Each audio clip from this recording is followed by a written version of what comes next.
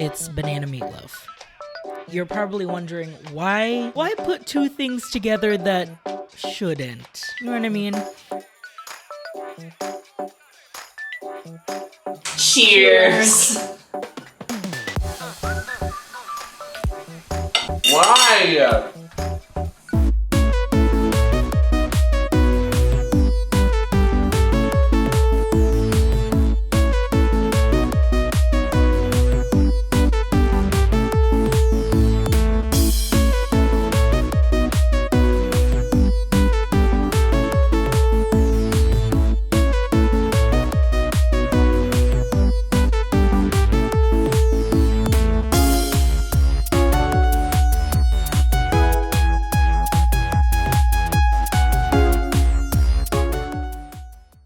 Hi! Welcome back to another episode of RJ's Food Rocks. Today we're doing something different. This is a retro episode.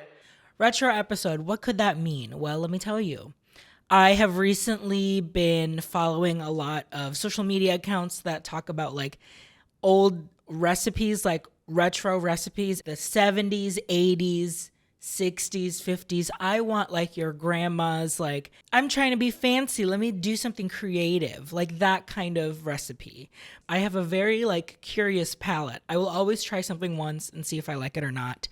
I also love combining sweet and savory. So I feel like trying to figure out like what should be the first ever retro recipe that I make. One of my favorite Twitters is 70s Dinner Party, and they like will just post like the weirdest 70s recipes. And one of them really caught my eye a long time ago. It's banana meatloaf.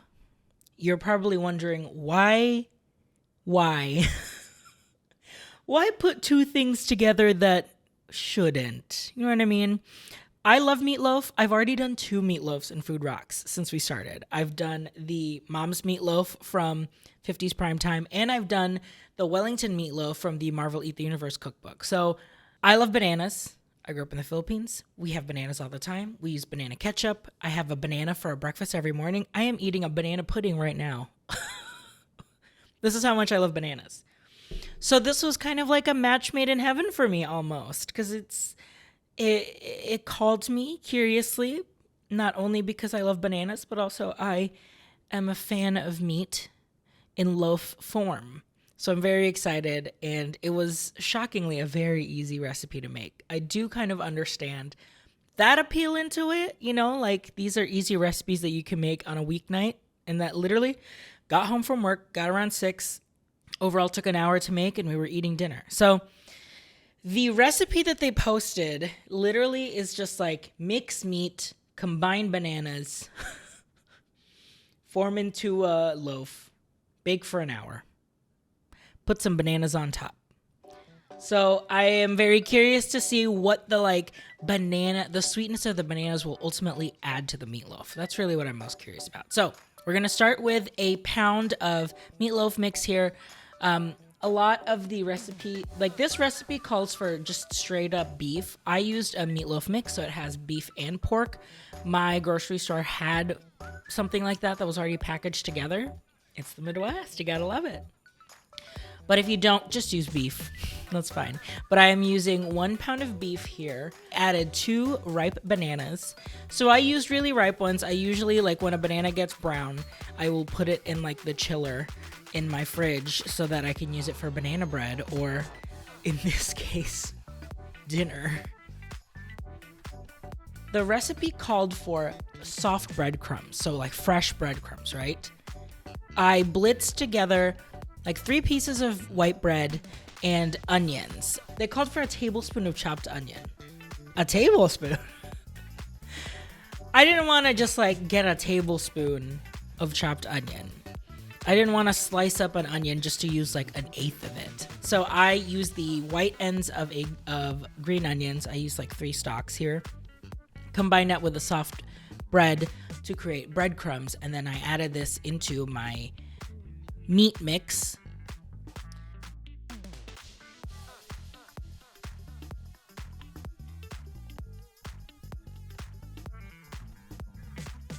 And then to that, I added salt and pepper. And then I added about a the recipe calls for a half teaspoon of dry mustard. I ended up using probably around a teaspoon of Dijon Grey Poupon for my mustard. And then I mixed this all together. I was trying to use like a rubber spatula at first, and I was like, this is not my past meatloaf experiences. It is better to use your hands. So I really got in there and used my hands. In my mind, using the mashed bananas was like, oh, this is a substitute for eggs, right? So I don't need to use an egg. And I don't know if adding an egg would actually help bind the meatloaf more. You'll see it later on. But the things to note here are soft breadcrumbs and the lack of egg, right? Those are kind of like currently, and bananas.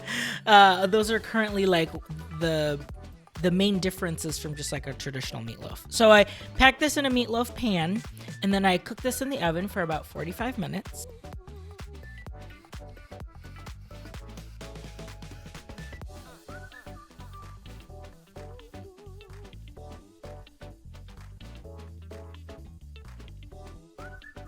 The recipe is calling for like bananas to be put on top, sliced bananas on top, and then sliced bananas on the side, and then bake it and baste it with the like meat juice.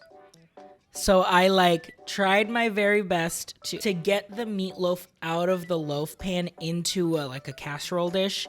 It's not really bound well. Like the bananas and the breadcrumbs didn't really activate to help bind the whole thing together. I think I still probably needed either an egg or use dry breadcrumbs. So, lesson learned for next time when I make this again, I guess. Bananas on top, bananas on the side, and then I sprinkled it with some green onion, and then I basted the top with a mixture of butter and then the drained meatloaf juices.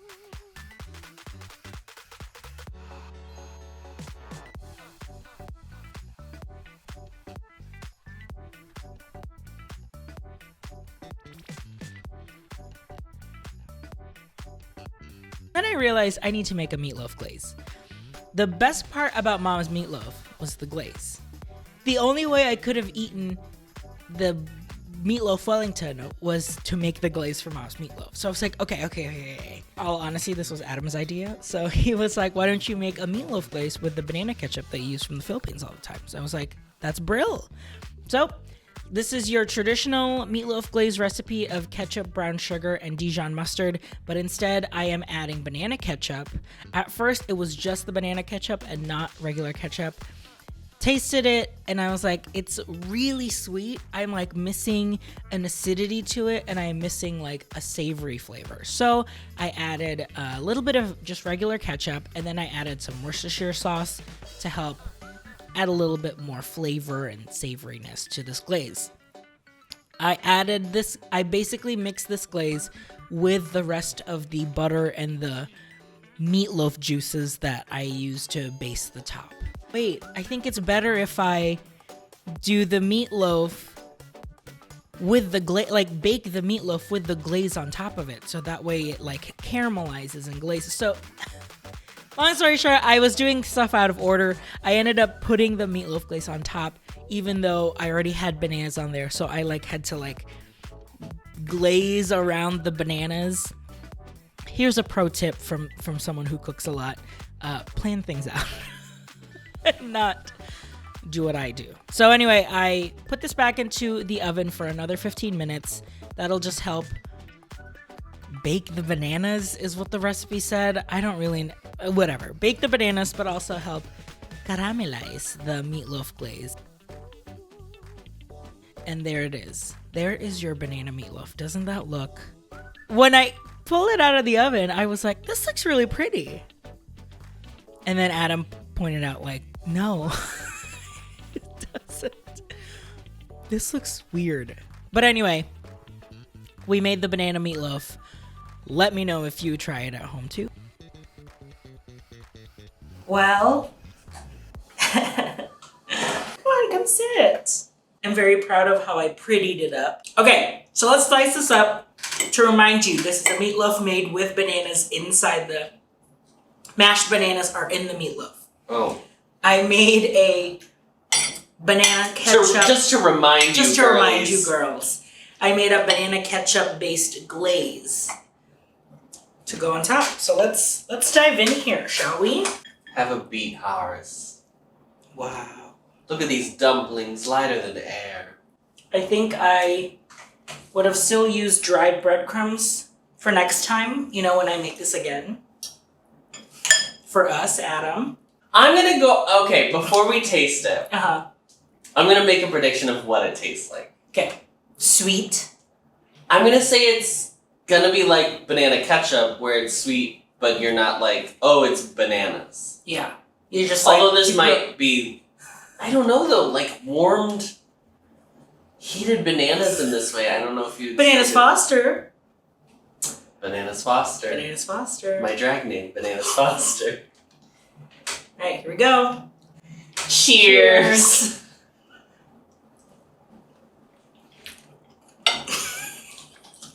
Why?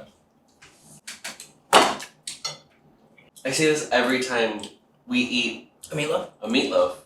I love meatloaf so much that I don't even care. I would never eat this again. However, I would like you to dish me up some seconds. I don't know if I would ever make this again. It's like, I think this is a novelty. For who? However, I think if I was just to make meatloaf, I would just make regular meatloaf. It is really wild to go from constantly eating Korean food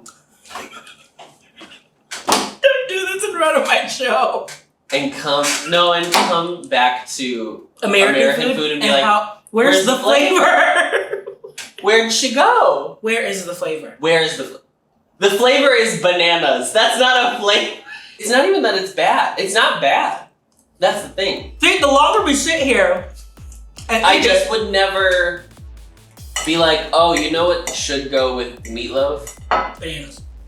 Of all the vegetables? It's a fruit.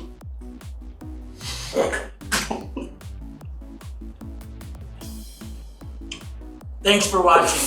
Thank you so much for watching RJ's Food Rocks. You can find me on all of your social media at RJ Food Rocks. But the best way to support the show, and feeling a little generous, you can help support the show through the Patreon, and that's patreon.com/RJFoodRocks for $5 a month.